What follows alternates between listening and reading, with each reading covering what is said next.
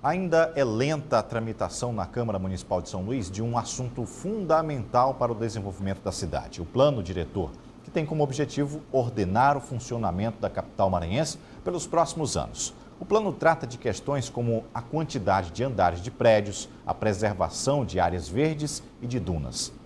E traz para a pauta também outras polêmicas, como a redução da zona rural da cidade e a transformação em zona urbana. Moradores das áreas rurais querem a ampliação do debate. Uma terra onde tudo que planta nasce, onde brotam diversas plantações e de lá sai o sustento de famílias como a da dona Sandra, que mora e trabalha no assentamento Caçaco, zona rural de São Luís. A necessidade é a força para ela e a mãe, que mesmo idosa, não deixa a lida diária no campo. Eu penso porque aqui, eu acho que por aqui por perto, acho que é o único local que nós temos para plantar uma macaxeira, plantar a mandioca, que é para fazer a farinha, que nós vivemos disso, e trabalhar na horta, como vocês estão olhando aí o campo. Nós temos esse campo aqui. Mas esse clima de tranquilidade deu lugar à preocupação. A possibilidade de transformar parte da zona rural de São Luís em urbana, que está previsto no novo plano diretor, assusta a comunidade que tem na agricultura e na pesca a fonte de renda. Eu tenho certeza que essas pessoas da zona urbana, eles têm um interesse, aonde da zona rural tem outro interesse, que é justamente que vivem daquela terra, produzindo para subsistência, produzindo também para vender e, consequentemente, melhorar a sua qualidade de vida. Então, tendo impacto desse, no sentido de, entre aspas, extinguir a área rural, o que vai acontecer? As comunidades vão ficar desassistidas. Para onde vão essas famílias? Elas vão sobreviver de quê? Se não tem qualificação profissional, entendeu? Se não tem uma formação, então elas vivem daqui. A riqueza ambiental permite a diversidade. A represa serve para a criação de peixes e como meio de irrigação das plantações. Quem vive dessa estrutura teme as alterações que as mudanças no plano diretor pode trazer. A gente utiliza ele botando os açudezinhos pequenos para criar os tanquezinhos, para criar os tambaqui, tilápia. Aí a gente vende aqui, é o nosso ganha-pão, né? Se a gente perder isso aqui, como nós vamos viver aqui? Aí não pode, né? A gente tem que segurar isso aqui e não deixar ninguém vir para cá tomar. E não é só a zona rural que pode perder espaço. Estão previstas também a redução de áreas de dunas e a diminuição de áreas consideradas de preservação ambiental, como o sítio Santa Eulália, que tem uma extensa diversidade de espécies de plantas e de animais. E é esta a preocupação de especialistas em meio ambiente. Muitas regiões podem sofrer com a especulação imobiliária e indústrias e a construção civil ocuparem espaços que antes eram predominantemente verdes. Olha, nós não podemos ter uma transformação tão intensa. São Luís, 40% da água que é consumida na cidade, ela vem do subsolo. Então nós não podemos ampliar de forma ilimitada a área urbana, nós precisamos de área de absorção, a chuva precisa infiltrar no solo, onde nós vamos depois buscar a água que bebemos. Neste projeto, além da transformação da zona rural em urbana, nós também estamos reduzindo, se aprovado, a área de recarga de aquíferos, ou seja, aquela parcela do solo reservada para reabastecer, onde a gente busca a nossa água, ou quase metade da nossa água.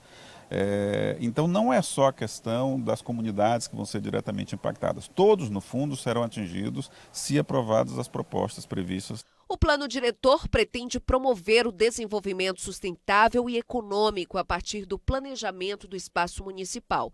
Aqui em São Luís, 9 audiências públicas já foram realizadas para debater o assunto e o processo está atrasado. O plano deveria ter sido revisado há 3 anos.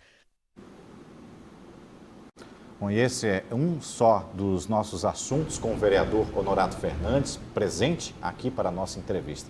Boa noite, vereador. Obrigado por ter aceitado o convite, estar aqui conosco para debater um assunto, como foi dito na reportagem, está atrasado. Até a Prefeitura realizou audiências, a gente mostrou um caso específico, são vários pontos a serem debatidos, mas esse chamou a atenção. a redução da zona rural de São Luís. Existe essa possibilidade dentro dessa discussão do plano diretor? Boa noite. Boa noite. Primeiro, é um prazer estar aqui mais uma vez e dizer sim que esse é um dos temas que tem mais preocupado a ilha de São Luís.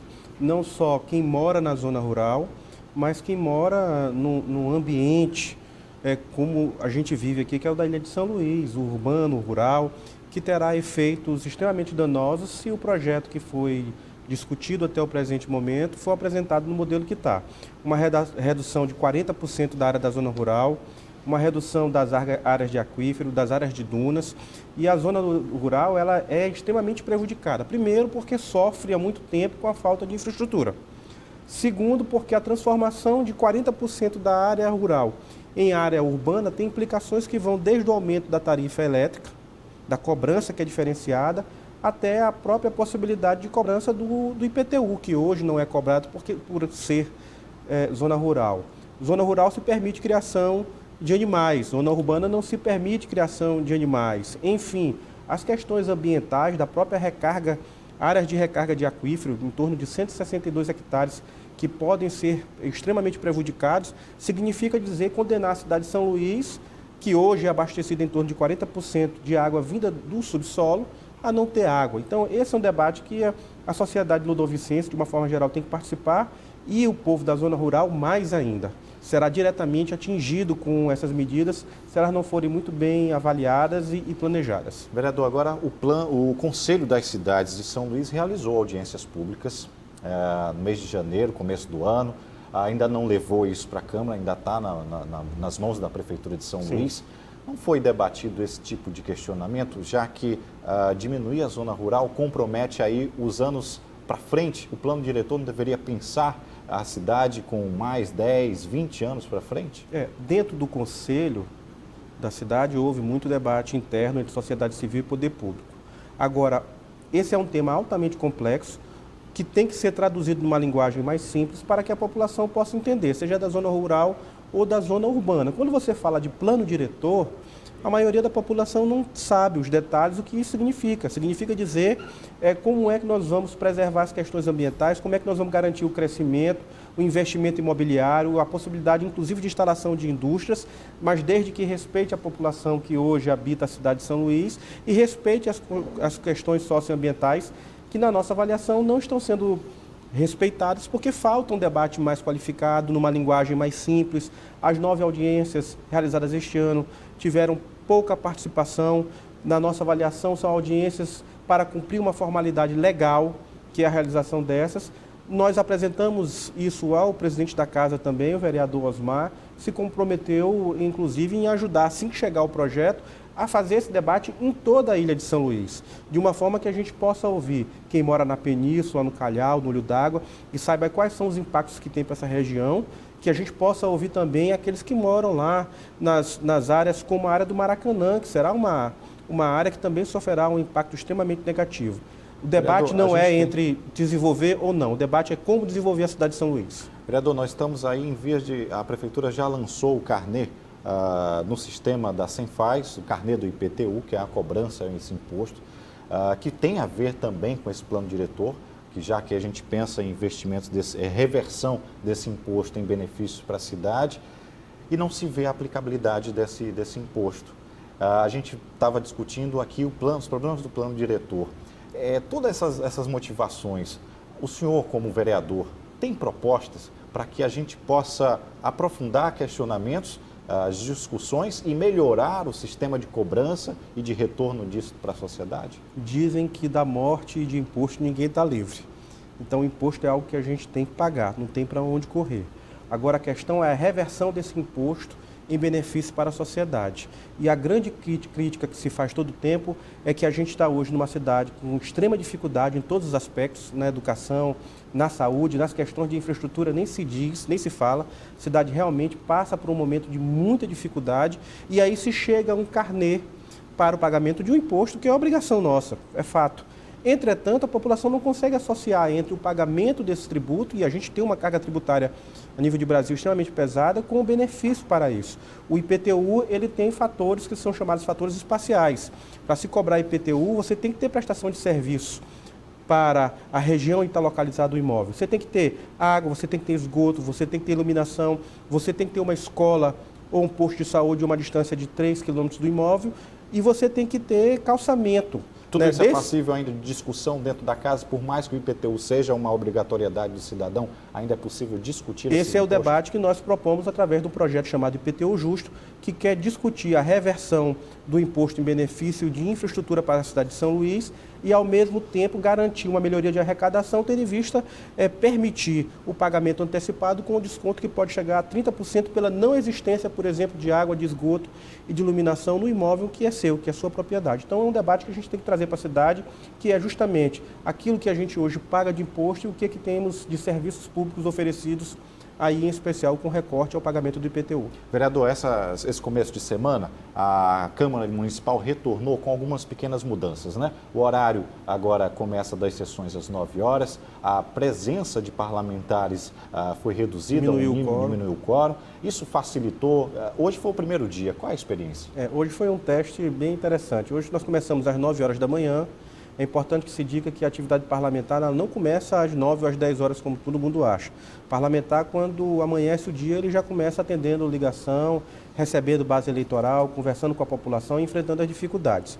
Hoje nós tivemos aí o início de uma mudança, que é muito bem-vinda, que é a antecipação de 1 hora na nossa programação. Então, são segundas, terças e quartas, às 9 da manhã começa, vão até às 12h30, mais ou menos, a sessão. E, nesse momento, se faz o debate sobre a cidade de São Luís. Obrigado, vereador. Uma boa noite para o senhor. Eu que agradeço. Bom, a gente segue agora falando sobre gestantes que vão receber agora um incentivo possível através do reinvestimento do Imposto sobre Circulação de Mercadorias e Serviços, o ICMS dos produtos da cesta básica. Os valores vão voltar diretamente para a população e o benefício deve atender a 20 mil mulheres. Quem conta para a gente como é a repórter Mariana Dias. A entrega dos primeiros cartões do cheque Cesta Básica Gestante foi feita pelo governador Flávio Dino no Palácio Henrique de La Rocque. Os secretários de Estado e Municipal da Saúde, Carlos Lula e Lula Filho, também estiveram presentes no momento que marca o início do programa, que servirá para estimular o pré-natal em todo o estado e reduzir a mortalidade materno-infantil. Nós já tivemos uma redução bastante expressiva no primeiro mandato, em que conseguimos, no ano de 2018, a menor taxa de mortalidade materna infantil da série histórica. O programa visa assegurar um estímulo para que as gestantes compareçam às consultas e exames do pré-natal, para que com isso nós tenhamos o acompanhamento adequado. A estimativa é que 20 mil mulheres com até 12 semanas de gestação tenham direito ao benefício. Grávida de 3 meses, para a Alícia, o recurso chegou como uma providência para dar mais tranquilidade a essa fase de tantas responsabilidades e cuidados. Vai ajudar porque quando a gente está gestante, a gente anda muito em termos de exame, fazer consulta, fazer ultrassom. E isso já ajuda até também para comprar alguma coisa para o bebê. O dinheiro do benefício vem do ICMS de produtos da cesta básica. Esses valores voltarão diretamente à população, conforme determina a lei aprovada no fim do ano passado no Maranhão. Ainda falando sobre impostos, o governo publicou uma medida provisória no Diário Oficial que instituiu o parcelamento de débitos fiscais do ICMS com redução de multas e juros que vão de 15% a 95%. Terá direito a essa redução os contribuintes com débitos fiscais gerados até o dia 31 de agosto do ano passado. Os débitos de multa com descumprimento de obrigação vão ter redução de 60%. A seguir, tem mais política no Jornal da Guará. Você vai ver que os deputados elegeram na Assembleia Maranhense o novo presidente para o biênio do ano que vem. Tem ainda a análise de Marcos Saldanha aqui no estúdio. São agora 6 horas e 46 minutos. Não saia daí que voltamos já. Agora é hora do noticiário político do JG. Nenhum assunto da política tem movimentado tanto os bastidores quanto a eleição antecipada para a mesa diretora da Assembleia. A escolha foi hoje e Otelino Neto foi reeleito. Com 41 votos a favor e uma abstenção, foi eleita em sessão extraordinária a nova mesa diretora da Assembleia Legislativa do Maranhão para o biênio 2021-2022. O projeto de resolução legislativa, aprovado em 2 turnos, permitiu a antecipação dessa eleição. a partir da mudança do regimento interno da Casa, que determinava que o pleito deveria acontecer a partir do mês de março do segundo ano da legislatura. No caso, só em 2020. Na nova composição, poucas mudanças. O deputado Otelino Neto permanece na presidência do Legislativo Estadual, Glaubert Cutrim na primeira vice-presidência. Detinha segue como segunda vice-presidente. Mudança na terceira e quarta vice-presidência. Rildo Amaral assume a cadeira, que até o fim dessa legislatura é ocupada por Thaís Ortegal. E César Pires vai entrar no lugar de Roberto Costa. Importância de muita responsabilidade, principalmente porque eu sou o único membro da região Tocantina, onde tem 4 deputados, e a bancada também da região Tocantina me indicou, a bancada do PP, de Solidariedade, e é com extrema responsabilidade que eu quero exercer o cargo. É comum, embora não regimental, como o presidente falou, mas é comum, tanto no Congresso Nacional quanto aqui, historicamente, a oposição ter seu quinhão, seu espaço político dentro da chapa. E assim foi feito, de um comum acordo, bem tratado, inclusive com o apoio do presidente, que entende que a oposição tem que ter assentamento, para a valorização, inclusive, da própria mesa. Nas secretarias continuam André Rezende, Cleide Coutinho e Pará Figueiredo. Apenas uma alteração.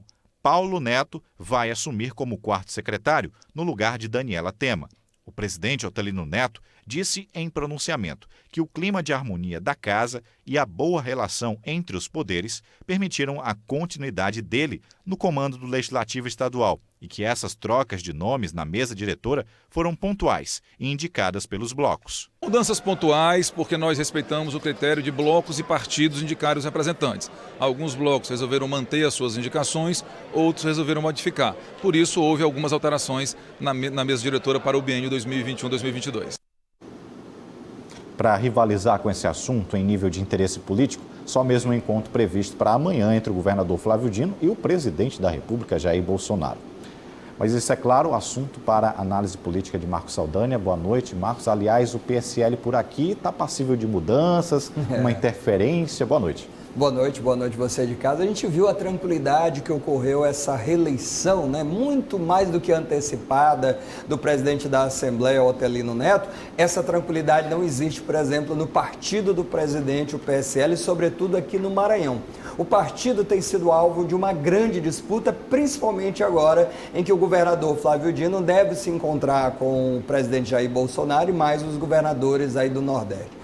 Aqui no Maranhão, por exemplo, houve a possível indicação, disputa de cargos de Maura Jorge, aquela que foi candidata ao governo do estado, e que há muito tempo tentava aí um encontro, uma conversa com o presidente. Foi tão interessante assim, o encontro que ela teve mediada pelo senador Roberto Rocha, que a própria assessoria de comunicação teve que fazer uma nota confirmando, de fato, eles se encontraram, teve uma conversa, e aí aguarda-se a confirmação da indicação da Maura Jorge para ocupar a presidência da Embratur. Fala-se muito, mas a confirmação só em diário oficial ainda durante essa semana para saber se houve de fato convite, se ela aceitou e se vai se oficializar. Fala-se que a Maura Jorge teria interesse num cargo que trouxesse ela mais aqui, com uma esfera estadual, não a Embratur, que tem um outro peso, e o turismo não é uma prioridade no governo Bolsonaro. Talvez ela tivesse mais interesse na Funasa, ou algum cargo que ligasse, tivesse mais um link aí com prefeitos, já para pensar numa plataforma aí de campanha. É verdade que o ex-governador Flávio Dino ocupou esse posto, mas quando fez isso ele já tinha saído aí fortalecido das eleições, embora tenha perdido aquelas eleições, mas ele saiu bastante fortalecido, ele já tinha ali um volume de voto muito grande, então é diferente desse momento agora. A briga pelo PSL, Hugo, só para deixar claro para o nosso telespectador, é exatamente entre a Maura Jorge e o presidente do partido, que é o Chico Carvalho aqui no Maranhão, que falou que o partido está na mão dele há mais de 15 anos, também emitiu uma nota e dizer que tem muito oportunistas tentando se aproveitar do partido, Saldanha, já que tem essa previsão dos governadores do Nordeste se encontrarem todos com o presidente da República, o que a gente pode esperar de uma conversa como essa, já que o Nordeste vem representando uma grande oposição às ações do governo federal, mas, claro, sem deixar de buscar recursos para essa região, fortalecer a região Nordeste. Pois é, a impressão que dá é que o presidente andou tangenciando essa resposta em relação ao Nordeste o máximo que pôde. Mas agora é provável que ele tenha que definir algum investimento, alguma orientação para o Nordeste. Então, nesse encontro com governadores, o presidente Jair Bolsonaro vai ter que definir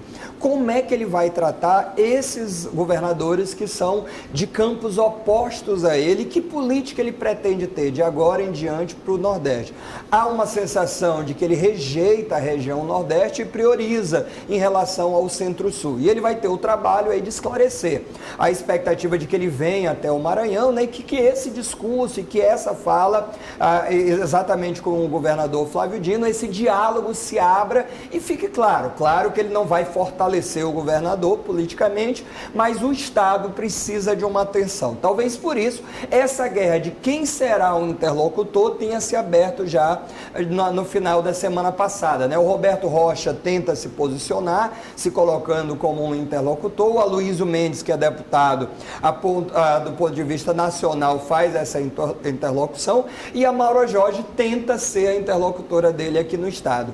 Nessa guerra toda, a Mauro Jorge perde porque ela não tem mandato. O Aloysio Mendes é deputado federal e o governador do Estado é o Flávio Dino. Ou seja, não há outra saída que não seja o diálogo, tanto para o governador, tanto para o presidente. Ambos precisam dialogar, atender suas necessidades políticas, mas, sobretudo, o povo precisa ser atendido aqui no Nordeste. Marcos Saldanha, bom começo de semana para você. A gente vai acompanhar tudo aqui. Obrigado. Para nós todos. Boa noite. Olha aí, o Ministério Público Estadual determinou que a Prefeitura de São Luís e o Estado do Maranhão promovam o licenciamento de estabelecimentos que estão produzindo poluição sonora na Ponta da Areia. A determinação é que os bares instalados ali façam isolamento acústico conforme determinação da ABNT e do CONAMA. O prazo para o cumprimento das regras é de 6 meses e, em caso de descumprimento, o pagamento de multa no valor de R$1.000. Agora são 6 horas e 58 minutos. A seguir, viaduto sobre linha férrea cede e põe em risco a segurança de quem passa pelo local. É daqui a pouco. Técnicos do DENIT detectaram um risco. O viaduto que passa sobre as linhas férreas da Vale e da VLI está cedendo e colocando em risco a segurança de quem passa por ali. Foi neste trecho que parte da cabeceira do viaduto que fica sobre as linhas férreas da Vale cedeu. O trânsito é intenso, afinal é a única rodovia de acesso à ilha e quem entra ou sai precisa passar por aqui. Motoristas estão preocupados com esta situação. Eu acho muito perigoso, arriscado, que o trânsito é muito tenso, né? Muito carro pesado, caminhão, carreta. Eu acho que tinha que mesmo dar uma parada para dar uma arrumadinha aí. Eu acharia o melhor interditar realmente permanente, a não ser que tome alguma previdência, faça alguma reforma, que uma estrutura que consiga segurar e suportar, né? Além de isolar a parte danificada para evitar que veículos e caminhões passem por aqui, foram colocadas essas madeiras para facilitar o acesso dos técnicos que precisam fazer o aterro que sustenta toda essa estrutura aí. Enquanto a solução definitiva não chega, o DENIT, em parceria com a Vale e a IMAP, está monitorando a situação e adotando medidas emergenciais para o controle do tráfego, por meio do sistema Siga e Pare. A Vale informou também que está providenciando a estrutura metálica para regularizar o trânsito aqui no local. Para o Conselho de Engenharia e Agronomia do Maranhão, responsável pela fiscalização de empresas e profissionais, falta manutenção e leis que obriguem o reparo dessas estruturas. Uma obra ou uma construção, ela precisa de permanente manutenção. Então, o órgão responsável, no caso o DENIT, tem por obrigação da manutenção. A questão de aparecer alguma situação, ela pode ser em decorrência de um fato como a chuva, por exemplo, ou mesmo com o tempo vai depreciando aquela construção, aquela edificação.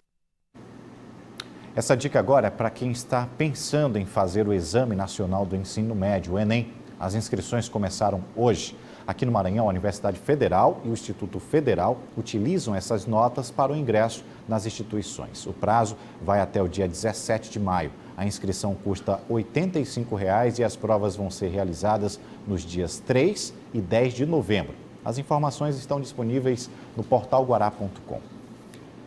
Agora são 7h03. A seguir tem a rodada do esporte com Ana Tereza. Você fica agora com a Tábua de Marés.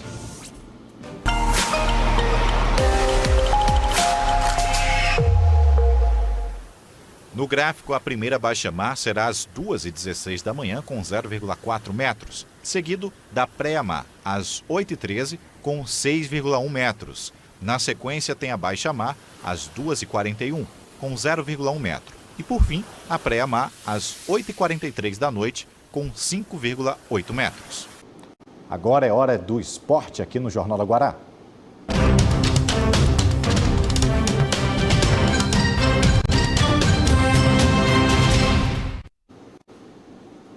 Bom, eu já chamo aqui para a pequena área Ana Tereza Viegas, que sabe tudo sobre o esporte. A gente começa aqui falando sobre o basquete. Boa noite. Gostei do pequena área. Pois é, olha, Sampaio Basquete e Vera Cruz de Campinas, quando se encontra, a gente espera sempre um jogaço. E foi isso que aconteceu ontem lá no ginásio Costa Rodrigues, um jogo cheio de reviravoltas.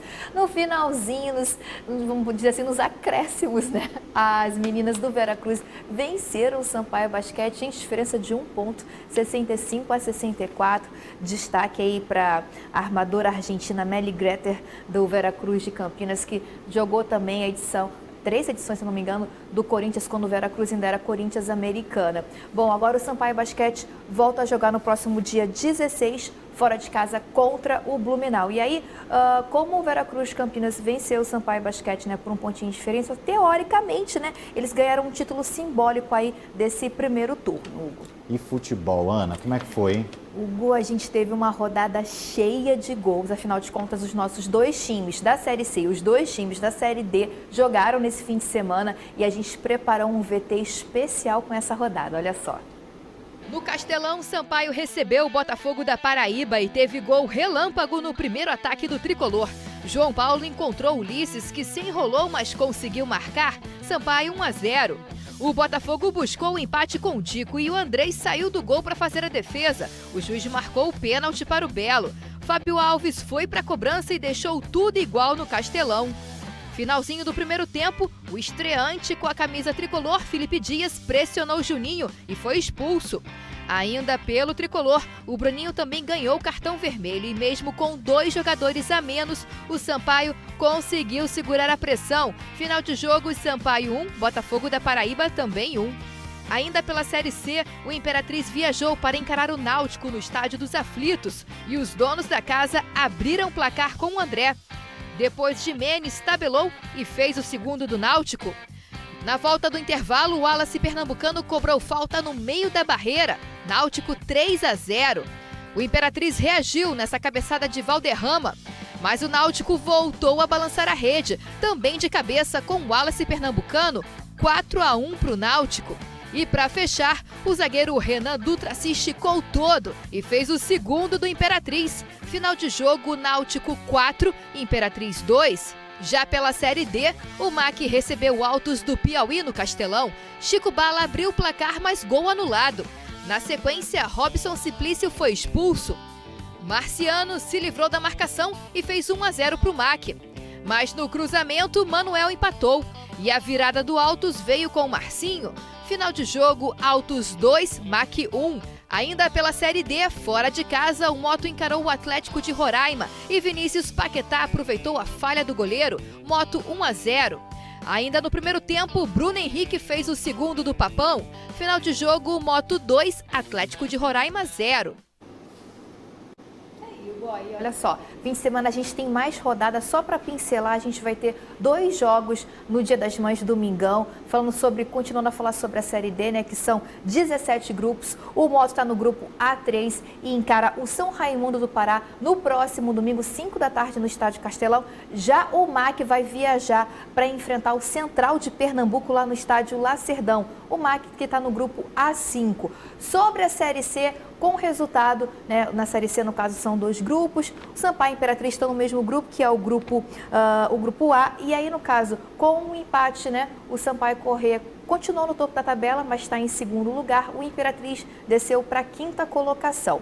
E aí o Imperatriz enfrenta, no caso o 13 da Paraíba, no próximo sábado, no Frei Epifânio. Mas atenção para a torcida boliviana, que amanhã tem jogo aqui no Castelão, pois é.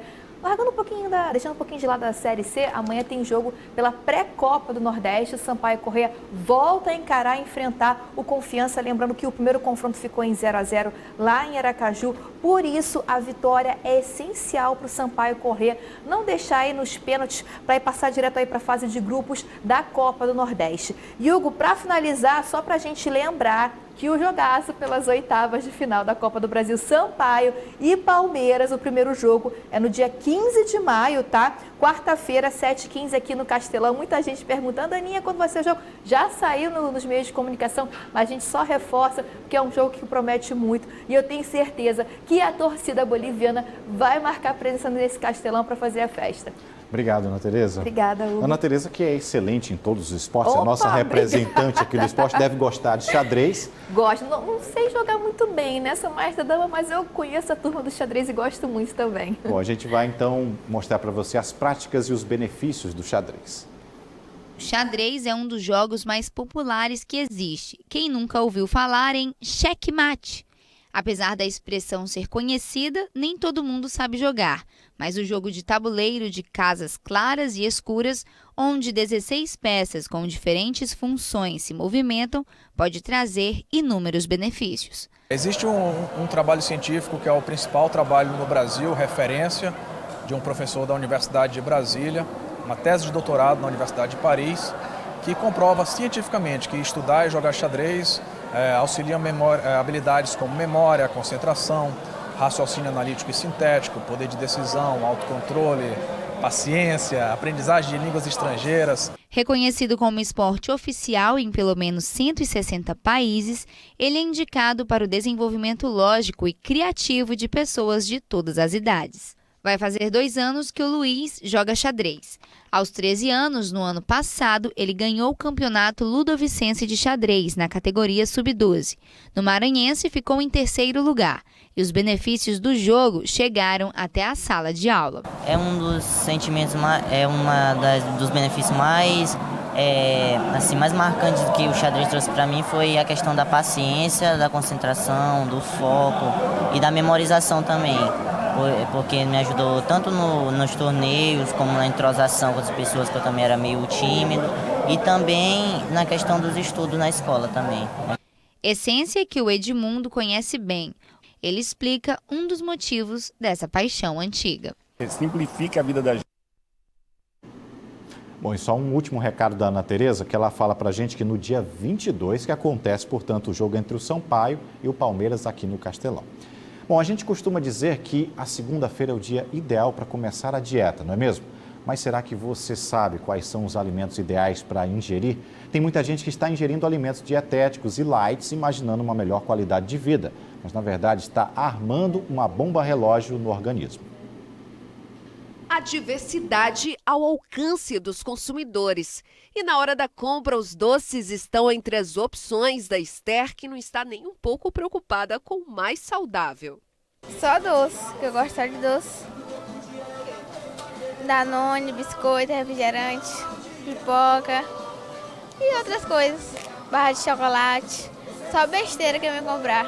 Um problema de saúde praticamente obrigou o Rafael a mudar os hábitos alimentares. Por conta de se alimentar mal, né? Comprar coisas, comer bastante na rua. Eu tive que fazer o exame e foi constatado que eu tinha gastrite. E se não for por obrigação, talvez um alerta do Ministério da Saúde pode te inspirar a fazer escolhas melhores na hora de abastecer os alimentos de casa. É que foi divulgado um manual de alimentação cardioprotetora, feito em parceria com o Hospital do Coração, que desmascarou muitas embalagens vendidas como saudáveis. Sobre um dos alimentos mais presentes na mesa dos brasileiros, principalmente no café da manhã, temos o famoso achocolatado em pó. E na tentativa de um alimento mais saudável, muitas pessoas acabam comprando a versão light. Mas acredite, essa versão light é considerada muito pior. pois está cheia de conservantes químicos que são altamente cancerígenos e adoçantes artificiais. E na correria do dia a dia, para matar aquela fome, saciar aquela fome, muita gente também acaba recorrendo às famosas barrinhas de cereais. E acredite também, essa versão não é considerada nada saudável. Para ficarem mais saborosas, são acrescentadas grandes quantidades de açúcares, presentes aqui, que é esse melado que deixa o sabor mais agradável. Tem pessoas que não querem abrir mão. Então, a gente vai fazendo o seguinte, tentando aos poucos modificar a alimentação para deixá-las mais saudável, tá? Para que essa correria do dia a dia que nós temos, em vez de pegar o processado, pegar um alimento que eu vou mastigar mais, que eu vou necessitar tomar mais líquidos, para que eu melhore a minha saúde, para que eu previna o meu adoecimento. As dicas foram dadas, agora atenção redobrada na hora das compras. Vamos chegando ao fim da edição desta segunda-feira, mas no portal guará.com, nosso jornalismo não para. Acesse, confira. Amanhã às 6h30 estamos de volta. Fique agora com os analistas. Uma ótima noite a todos e até lá. TV Guará, o seu canal com o Maranhão.